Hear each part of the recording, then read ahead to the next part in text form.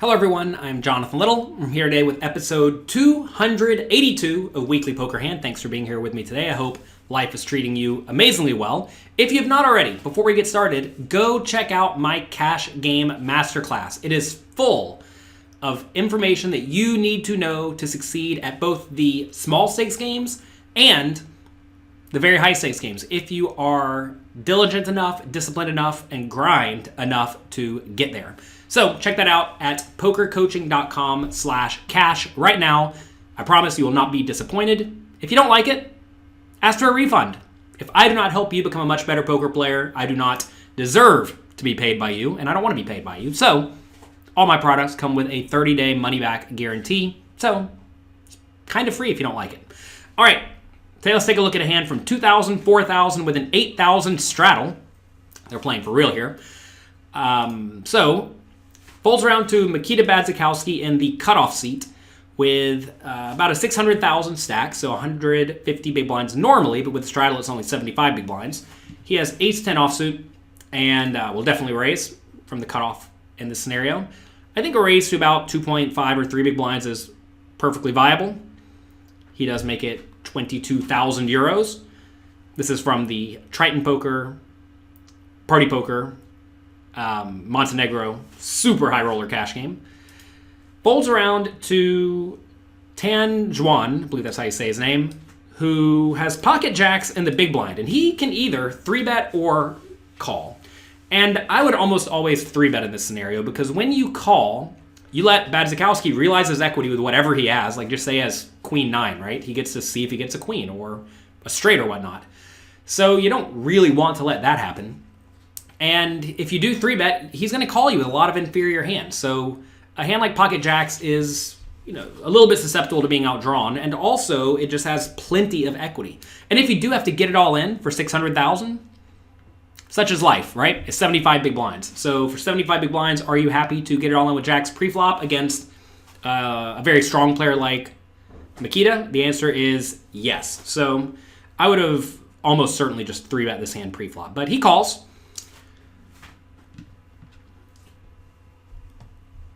Pot's 54,000 with about 560,000 remaining. Flop comes King, Queen, 2. It's a pretty awful flop for Tan. Tan or Tan? We're going to say Tan. And he likes to check. This is a board where perhaps he could bet with just his entire range. I don't think that would be too out of line. That said, this is a board that should just nail Mikita's range. So I'm okay with the check, but recognize that you're going to, check, call, flop, and then check, fold, turn. You certainly don't love the scenario.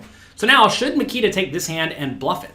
I think it's certainly viable. I do not see a problem with betting here with your draws. So what are your draws? You really don't have a whole lot of them, right? On King, Queen, 2, without a flush draw, ace 10's a draw, jack 10's a draw, 10 9's a draw.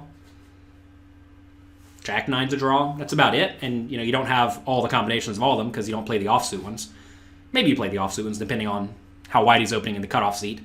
Whenever you are raising, by the way, from the cutoff seat, but there's a straddle, you should raise a little bit tighter than normal because instead of raising into 2 unknown hands, you're raising into 3 unknown hands, right? So you have to be a little bit tighter. So he's probably not raising stuff like Jack 9 offsuit here. Maybe he is, though. I don't know.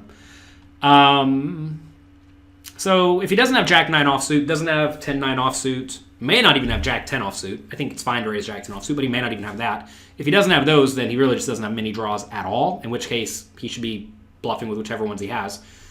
Once Tan checks, I think Badzikowski gets to bet here pretty frequently. You'd have to think Tan has a lot of marginal made hands, and Badzikowski can put him in a pretty tough spot just by betting flop, turn, and river. So I don't mind a bet, and you can start with a small bet size.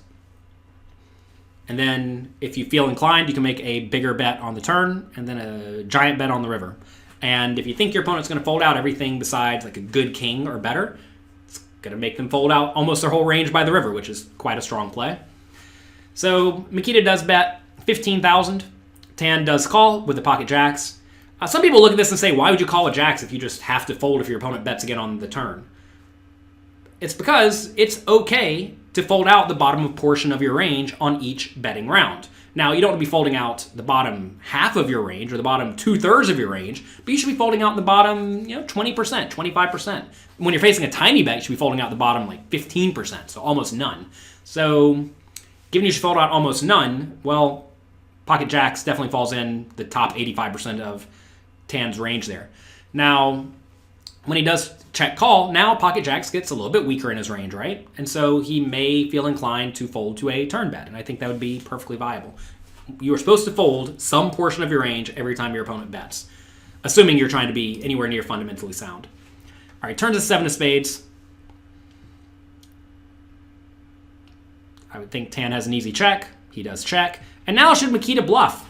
This is where knowing your opponent is just highly, highly, highly valuable, because if you know Tan will fold out a queen or maybe even a king by the river, then that's just amazing. You're just going to crush him by betting turn and river because he's folding a little bit too often. If he's going to call down a lot, well, now we probably don't want to bet. And you may go back to the flop. Why bet the flop if we plan on not betting the turn? Well, because now we essentially got to see the turn and the river relatively cheaply, right? For a whopping 2 pre-flop big blinds. So I think it's okay to give up here if you think your opponent is going to call you a lot. But if you expect to have a decent amount of fold equity on the turn and the river, I would go for a big bet now and then jam the river. Bet something like 100 now. That'd make pot go up to 284. And then you could jam river for 450. That's aggressive. Don't get me wrong.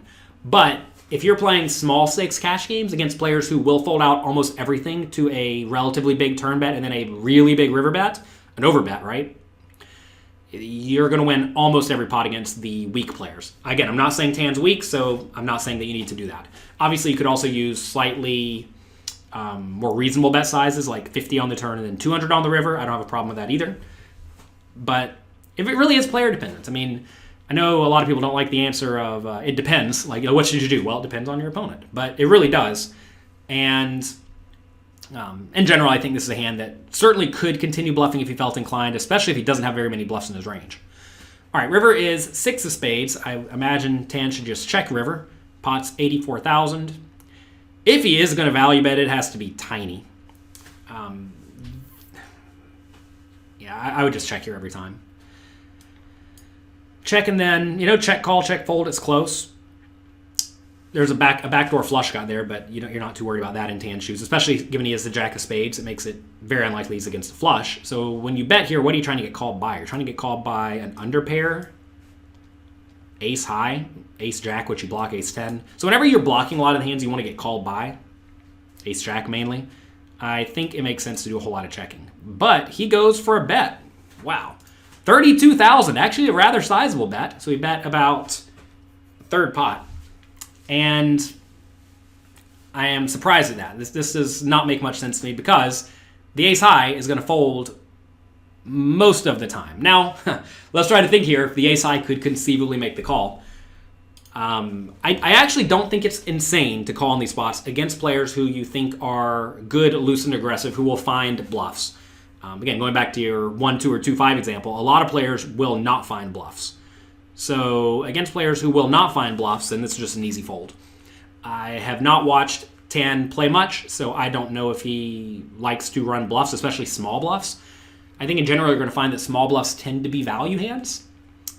But you never know, right? So if the players have a decent amount of experience with each other and Badzikowski knows that Tan likes to bluff with like ace X here or random hands like jack 10, I think you could certainly justify the call. But even then, I think this is a very, very, very, very, very loose call. And Badzikowski does make the call, gets shown the pocket jacks, and he says, huh, nice hand. So that's going to be it for today. That was a fun one. I'm surprised that the jacks turned it, I'm surprised the jacks value bet the river, and I'm surprised the ace I called, but hey, that's how it goes down sometimes when you're playing cash games. I know a lot of people say, whenever you're playing cash games, my opponents just don't fold. What am I supposed to do? The answer is always value bet thinner. I think jacks here is quite thin, but say Tan did have a hand like queen jack. I think queen jack is actually a very, very viable value bet. And a lot of people do not bet queen jack in that spot ever. So if you do play in games where your opponents just call you every time, it seems, then value bet thinner. Don't be afraid to go for thin value because your opponents are making the mistake of calling you too often. If they're making the mistake of calling you too often, stop bluffing so much and value bet more. So that's me for today. Good luck in your games. If you enjoyed this, check out my Cash Game Masterclass over at pokercoaching.com/cash. I go through all the common adjustments you're going to need to make to beat the vast majority of players you will encounter. And I also teach you how to develop a fundamentally sound strategy so that even if you are playing against the best players in the world, you're going to hold your own. So have fun, good luck, and I'll talk to you next time.